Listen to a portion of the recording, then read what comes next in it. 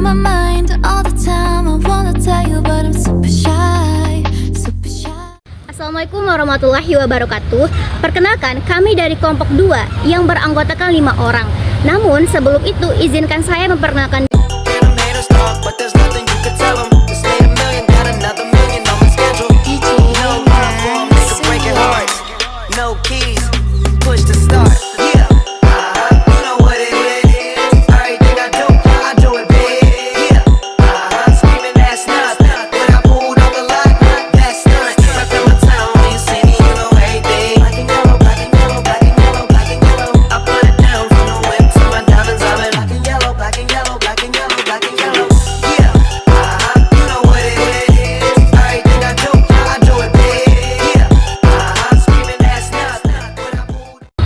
Di sini kami akan membahas salah satu topik penyakit, yaitu tentang albino, di mana tugas ini merupakan salah satu tugas dari mata kuliah genetika dengan dosen pengampu Ibu Nirpatia.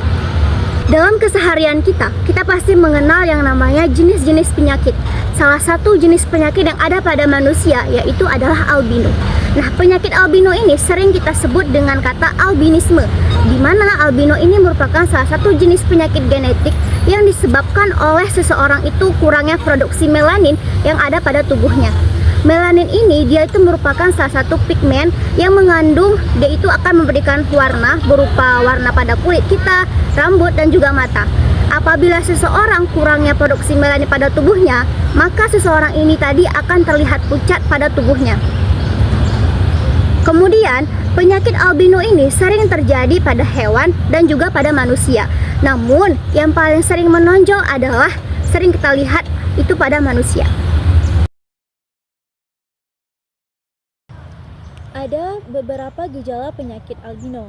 Yang pertama, kulit. Warna kulit yang lebih pucat atau putih yang dapat bervariasi dari putih hingga coklat dan kadang-kadang mirip dengan warna kulit orang tua atau saudara yang tidak mengalami albinisme. Yang kedua, kulit sangat sensitif terhadap sinar matahari. Orang dengan albinisme ini memiliki kulit yang sangat sensitif terhadap cahaya matahari dan paparan sinar UV yang dapat mengakibatkan risiko kanker pada kulit. Yang ketiga, ada rambut. Rambut biasanya tergantung warna pigmen yang terdapat pada produksi tubuhnya. Namun, yang paling sering dijumpai warna putih yang dapat menjadi salah satu tanda orang tersebut memiliki penyakit albino. Nah, selanjutnya ada mata. Nah, warna mata yang lebih pucat atau putih yang dapat berbeda dengan warna mata orang tua atau saudara yang tidak mengalami albinisme. Nah, selanjutnya ada penglihatan. Nah, orang yang memiliki albinisme ini dia bermasalah dengan penglihatannya, dengan visi yang dapat mempengaruhi pembelajaran, pekerjaan, dan kemampuan mengemudi. Selanjutnya ada komplikasi sosial dan emosional. Orang dengan albinisme dapat mengalami masalah sosial dan emosional, seperti dijauhi oleh orang lain, mengalami perundungan, serta ditanya mengenai penampilan, kacamata, atau alat bantu penglihatan lainnya. Nah, yang terakhir ada kanker kulit. Nah, orang yang memiliki penyakit albino ini dia memiliki resiko kanker kulit yang lebih tinggi karena kulit orang albino jauh lebih sensitif terhadap cahaya. Cara mengobati albino ini, meskipun tidak ada cara untuk albino ini, beberapa tindakan untuk resiko gejalanya albino ini diantaranya dengan memakai kacamata jika kita keluar supaya tidak terkena paparan matahari yang langsung kepada kita. Dan yang kedua, setiap keluar rumah kita memakai baju pelindung kulit kita rentan dengan cahaya matahari yang tinggi.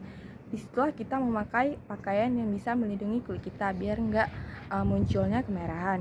Dan yang ketiga, kita menggunakan sunscreen jika keluar. Selanjutnya, menggunakan tabir surya dengan minimal SPF 30 SPF untuk kulit dari sinar UV secara langsung. Baik. Di sini ada fakta tentang penyakit albino. Yang pertama ada kelainan genetik. di mana kelainan genetik ini disebabkan oleh kekurangan atau tidak adanya pigmen melanin pada kulit, rambut, dan juga mata yang disebabkan oleh kerusakan pada gen yang menghasilkan dan mendistribusikan melanin. Kemudian yang kedua, ada keterasingan dan stigma, di mana orang albino ini yang mengalami keterasingan, dia itu memiliki kurang stabilnya secara emosional dan juga kerap menghindari interaksi sosial.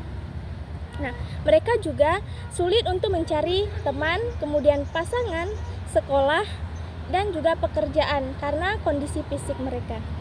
Yang ketiga itu ada rentan kesehatan, di mana orang yang mengalami albino ini rentan dalam masalah kesehatan, seperti mereka rentan pada kanker kulit yang lebih tinggi, kemudian imun tubuh yang lebih rendah, dan juga gangguan pada penglihatan. Kemudian yang keempat itu ada variasi jenis, di mana orang yang mengalami albino ini ada beragam jenis albinisme, di mana dan ada beberapa orang dengan kondisi ini memiliki warna kulit, rambut, dan juga mata yang sangat pucat. Warna iris mata pada penyandang albinisme juga dapat bervariasi, mulai dari abu-abu, kemudian biru, coklat, hingga merah muda atau kemerahan. Kelima, ada keterlibatan vitamin D. Orang yang mengalami albino ini menyintesis vitamin D 5 kali lebih cepat ketimbang orang-orang normal, karena vitamin D ini disintesis oleh ultraviolet B, kemudian sementara ketiadaan pigmen mempercepat masuknya cahaya tersebut. Kemudian yang keenam itu keterlibatan kultur. Di sini orang yang menderita albino ini di beberapa kebudayaan di Afrika masih dianggap sebagai kutukan, dan orang albino kerap dikucilkan dan diejek karena kondisi fisiknya yang berbeda. Kemudian yang ke-7 ada keterlibatan mata, di mana orang yang mengalami albino ini cenderung memiliki mata minus atau plus karena kondisi iris mata yang terlalu transparan karena kurangnya melanin pada retina mata. Kemudian yang ke-8 itu keterlibatan kondisi fisik, di mana orang yang menderita albino ini memiliki warna kulit yang putih pucat dengan rambut berwarna putih, perak atau pirang, bulu mata, alis, dan bagian bulu tubuh lainnya juga berubah menjadi putih. Warna bola mata mereka pun berubah menjadi biru, abu-abu ataupun merah. Kemudian yang ke-9 itu bukan karena perkawinan silang. Albino ini tidak disebabkan oleh perkawinan silang, melainkan oleh kelainan pada genetik yang tidak dapat disembuhkan. Yang ke-10 ada keterlibatan kanker kulit, di mana orang yang menderita albino ini memiliki korelasi dengan kanker kulit, dan orang albino Afrika memiliki risiko 1000 kali lipat lebih tinggi untuk terkena karisnoma atau kanker kulit dibandingkan orang lain. Nah, di sini saya akan membahas tentang studi kasus penyakit albino. Nah, studi kasus penyakit albino ini telah dilakukan di Indonesia dan beberapa negara lain. Penyakit albino ini merupakan suatu kondisi ketidaknormalan warna kulit dan bagian tubuh lain yang disebabkan oleh ketidakmampuan tubuh dalam melakukan pigmentasi.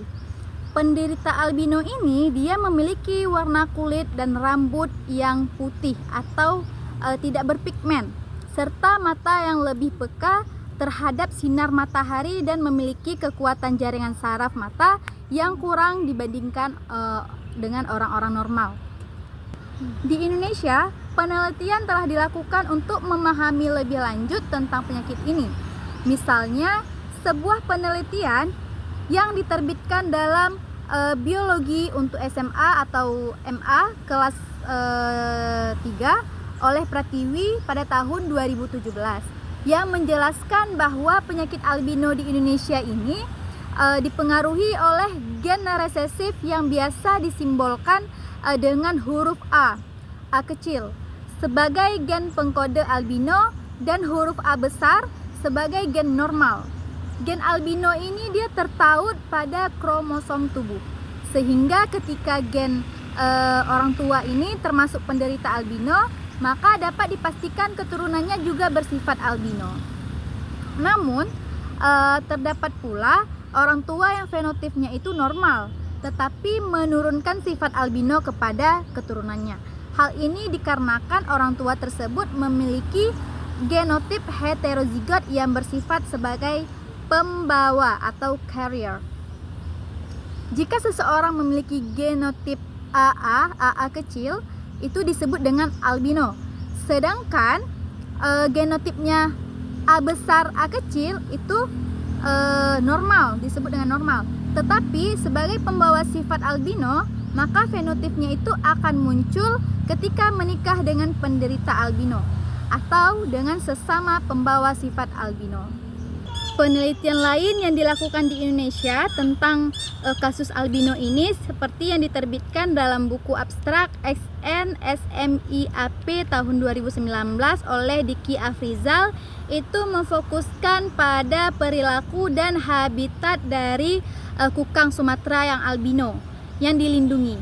Penelitian ini menemukan bahwa kukang Sumatera albino ini dia memiliki daerah jelajah yang lebih kecil dibandingkan dengan kukang Sumatera yang bukan albino dan memiliki kemampuan bertahan hidup yang lebih rendah.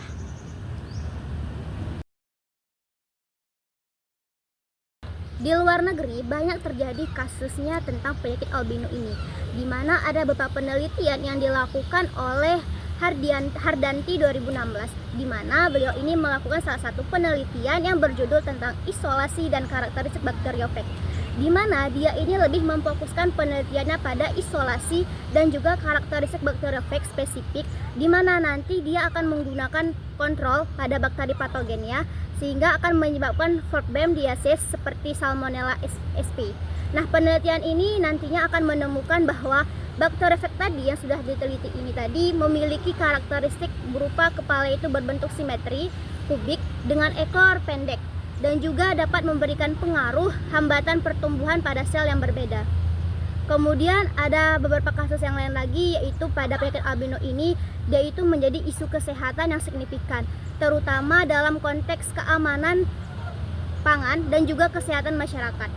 Misalnya tadi pada sebuah penelitian yang diterbitkan oleh buku ajar dasar kesehatan masyarakat yang pengarangnya itu oleh Siangan SP tahun 1992, di mana di buku ini tadi dijelaskan bahwa adanya ledakan penduduk yang dapat mempengaruhi kesehatan masyarakat dan juga memerlukan upaya penanggulangan efektif mengenai penyakit albino yang telah tersebar luas tadi.